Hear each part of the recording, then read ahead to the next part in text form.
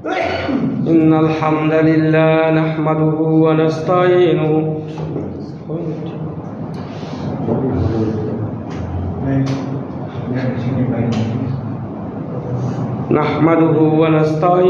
ونستغفره ونؤمن به ونتوكل عليه ونعوذ بالله من شرور أنفسنا ومن سيئات أعمالنا من يهد الله فلا مضل له ومن يضلله فلا هادي له وأشهد أن لا إله إلا الله وحده لا شريك له وأشهد أن محمدا عبده ورسوله يا أيها الذين آمنوا اتقوا الله حق تقاته ولا تموتن إلا وأنتم مسلمون يا أيها الناس واتقوا ربكم الذي خلقكم من نفس واحدة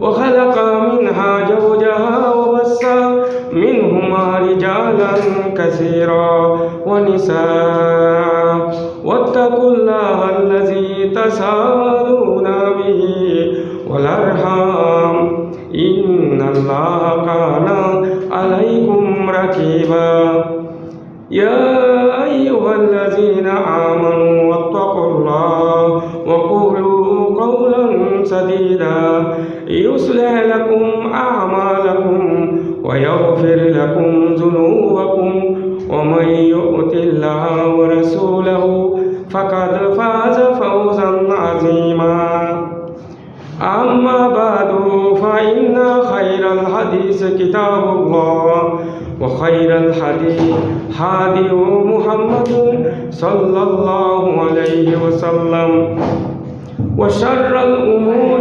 محدثاتها وكل محدثة بدعة وكل بدعة ضلالة وكل ضلالة في النار أعوذ بالله من الشيطان الرجيم قل يا عبادي الذين أسرفوا على أنفسهم لا تقنطوا من رحمة الله إن الله جنوب جميعا إنه هو الغفور الرحيم وقال رسول الله صلى الله عليه وسلم يا أيها الناس توبوا إلى الله فإني أتوب إلى الله يوم 100 مرة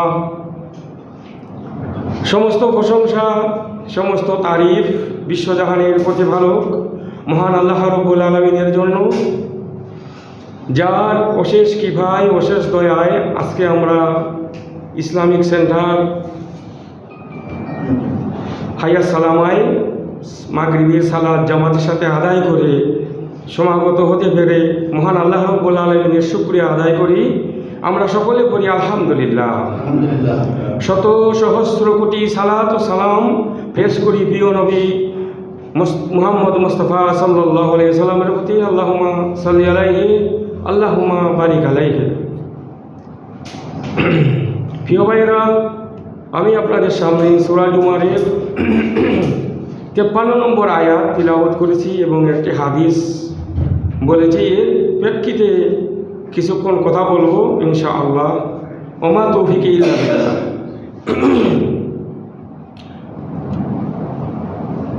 আদম সন্তান পৃথিবীতে ভুল করে বসে, কারণ আদম সন্তানরা ভুল করবেই। আর ভুল করার পরে কি করবে? তারা অনুতপ্ত হবে, আল্লাহর কাছে ফিরে যাবে। আল্লাহ রাব্বুল আলামিন সবথেকে বেশি ভালোবাসেন যে ব্যক্তি গুনাহ করে আল্লাহর কাছে তওবা করে। আমাদের আদি পিতা হযরত আদম আলাইহিস সালাম এবং আমাদের মা হাওয়া জান্নাতে ছিলেন। তো শয়তানের প্ররোচনায় তারা সেখানে ভুল করে বসলেন। তারপরে আল্লাহ রাব্বুল আলামিন তাদেরকে জান্নাত থেকে বের করে দিলেন। তারপর যখন আদম আলাইহিস সালাম বুঝতে পারলেন যে তিনি আল্লাহর হুকুম অমান্য করেছেন, তখন তিনি সাথে সাথে আল্লাহর নিকট তওবা করলেন, আল্লাহর কাছে কান্নাকাটি শুরু করলেন। সেই বিষয়টি আল্লাহ রাব্বুল আলামিন সূরা আরাফের 23 নম্বর আয়াতে তুলে ধরেছেন। তিনি যখন বুঝতে পারলেন যে আমি আল্লাহর হুকুম আমার লঙ্ঘন হয়ে গেছে, তখন তিনি এই যে দোয়া আমরা সবাই জানি মোটামুটি, রব্বানা জালামনা আনফুসানা ওয়া ইল্লাম তাগফির লানা ওয়া তারহামনা লানাকুনা মিনাল খাসিরিন। হে আল্লাহ, নিশ্চয়ই আমি এবং আমার স্ত্রী নিশ্চয়ই আমরা আমাদের নিজের উপরে জুলুম করেছি। হে আল্লাহ, তুমি আমাদেরকে ক্ষমা করো। তুমি যদি ক্ষমা না করো তো আমাদের আর যাওয়ার জায়গা নাই। আল্লাহ রাব্বুল আলামিন ওনাদের দোয়া কবুল করলেন এবং দুনিয়ায় পাঠিয়ে দিলেন, বললেন যাও দুনিয়ায় গিয়ে তোমরা ওখানে বসবাস করো, আমার তরফ থেকে তোমাদের কাছে আমার বিধিবিধান আসবে, আমার হুকুম আকাম আসবে, এগুলো মেনে চললে আবার তোমরা জান্নাতে ফিরে আসতে পারবে। তাই আল্লাহ রাব্বুল আলামিন যুগে যুগে নবী রাসূলের মাধ্যমে তার বিধান পাঠিয়েছেন। সেই বিধান অনুযায়ী আদম সন্তানরা এখন পর্যন্ত যারা সঠিক পথে চলতে চায় তাদের জন্য আল্লাহ রাব্বুল আলামিন এই বিধান দিয়েছেন। যারা এই বিধান অনুযায়ী চলবে তারা আবার সেই জান্নাতে চলে যাবে। আল্লাহ রাব্বুল আলামিনের হুকুম মানায় একই ভুল ইবলিস করলো। ইবলিসকে যখন আল্লাহ রাব্বুল আলামিন বললেন আমার আদমকে সাজদা করো, ইবলিস কিন্তু সাজদা করলো না, সে তাকাব্বুর করলো, সে মুখ ঘুরিয়ে নিল। ফলে আল্লাহ রাব্বুল আলামিন তাকে কাফির বানিয়ে দিলেন, সে কাফিরের অন্তর্ভুক্ত হয়ে গেল। সেই দিন থেকে শয়তান আল্লাহর কাছে ওয়াদা করেছে যে আমি তোমার প্রত্যেকটা আদমকে আমি বিভ্রান্ত করব, আমি আল্লাহ তোমার পথ থেকে সরিয়ে আমি ভিন্ন পথে নিয়ে যাব। তো আল্লাহ রাব্বুল আলামিন বলছেন ঠিক আছে, তুমি তোমার চেষ্টা করবে, কিন্তু আমার বান্দা যারা আমার যে বিধিবিধান আছে, আমি যে বিধান দিব সেই বিধান অনুযায়ী চলবে, তারা তোমার চক্রান্ত বুঝে ফেলবে। তোমার যে চক্রান্ত, তুমি যে তাদেরকে বিপদগামী করবে সেটা তারা বুঝে ফেলবে, তখন তুমি আর তোমার চক্রান্ত আর চলবে না। তাই আমরা ভুল করে বসি। আল্লাহ বলছেন কুল ইয়া ইবাদিয়াল্লাযী আসরাফু আলা আনফুসিহিম, হে নবী তুমি বলে দাও, হে আমার বন্দাগণ, তোমরা যারা নিজেদের উপরে অন্যায় করেছো, নিজের উপরে তোমরা যারা জুলুম করছো, তোমরা আল্লাহর রহমত থেকে লা তাকনাতু মিন রাহমাতিল্লাহ, তোমরা আল্লাহর রহমত থেকে নিরাশ হইও না। ইন্নাল্লাহা ইয়াগফিরু যুনুবা জামিয়া, হে আমার বান্দারা, তোমরা যে সমস্ত গুনাহগাতা করেছো, নিশ্চয়ই আল্লাহ রাব্বুল আলামিন তোমাদের সমস্ত গুনাহ ক্ষমা করে দিবেন। সমস্ত গুনাহ আল্লাহ রাব্বুল আলামিন ক্ষমা করে দিবেন। তবে এখানে শর্ত হচ্ছে, আপনি যে গুনাহ, এটা যে গুনাহ হচ্ছে, আপনি এটা মনে করতে হবে যে গুনাহ। মনে করেন একজনের সুদ খায়, বলতেছে এটা কোনো গুনাহই না, বলতে এটা ব্যবসা করতেছে। তো এই রকমের গুনাহ করেও সে গুনাহ স্বীকার হয় না। তো যে ব্যক্তি, ওই ব্যক্তি আল্লাহ থাকি বলছেন যে সে এটা গুনাহ মনে করতেছে, যে এটা আমি অপরাধ করছি। তো এই রকমের ব্যক্তি যখন গুনাহ করে বসে, আল্লাহ বলছেন তুমি কোনো চিন্তা করো না, তোমার সমস্ত গুনাহ আল্লাহ রাব্বুল আলামিন আমি তোমাকে ক্ষমা করে দিব। ইন্নাহু হুয়াল গফুরুর রহিম, নিশ্চয় আল্লাহ দয়াবান মেহেরবান। তাহলে আমরা সেই আল্লাহ রাব্বুল আলামিনের কাছে ভুলভ্রান্তি হলে তওবা করব। রাসূল সাল্লাল্লাহু আলাইহি সাল্লাম বলতেছেন ইয়া আইয়ুহান নাস তুবু ইলাল্লাহি ফা ইন্না আতুবু ইলাল্লাহি ইয়াউমা মিয়াতা মাররা, হে মানুষ, তোমরা আল্লাহর নিকট তওবা করো, আমি নিজেই প্রত্যেক দিন 100 বার আল্লাহর কাছে তওবা করি। অন্য হাদিসে আছে 70 বারের কথা। আল্লাহ রাসূল সাল্লাল্লাহু আলাইহি সাল্লাম নিষ্পাপ, তার কোনো গুনাহ নাই, কোনো কিছু নাই, আগে পিছিয়ে সব কিছু আল্লাহ ক্ষমা করে দিচ্ছেন।